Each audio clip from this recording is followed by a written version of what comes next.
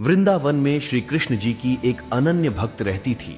उनका नाम कांताबाई था।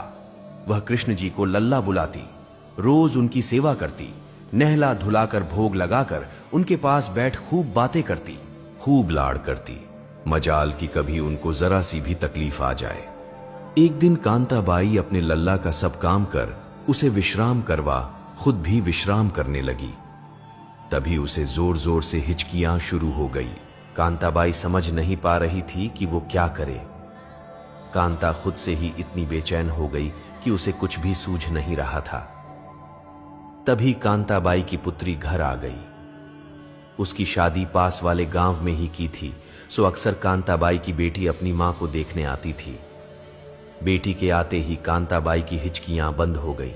उसको बहुत आराम मिला। कांताबाई ने सारी बात अपनी बेटी को बताई कि कैसे वो हिचकियों से परेशान हुई थी। उनकी बेटी ने कहा, मां, मैं सच्चे मन से याद कर रही थी, तभी तुम्हें हिचकियां आ रही थी। अब मैं आ गई हूं तो तुम्हारी हिचकियां भी बंद हो गई है। कांताबाई ने हैरान होकर बोला, क्या सच में ऐसा होता है?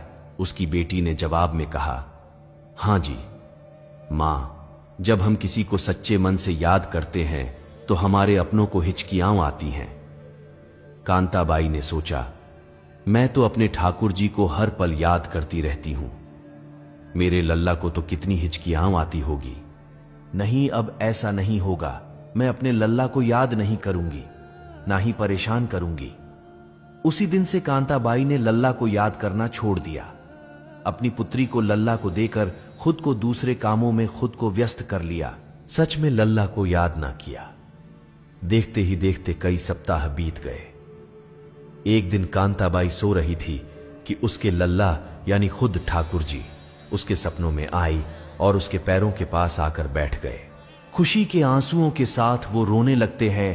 कांताबाई जी उठ जाती है और प्रभु को प्रणाम करती है। मेरे लल्ला, मेरे प्रभु, आप तो उनको भी नहीं मिलते जो समाधि लगाकर ध्यान लगाते हैं, तो फिर मुझ पापिन को कैसे साक्षात आपके दर्शन हो गए, जबकि अब तो मैं आपको याद भी नहीं करती।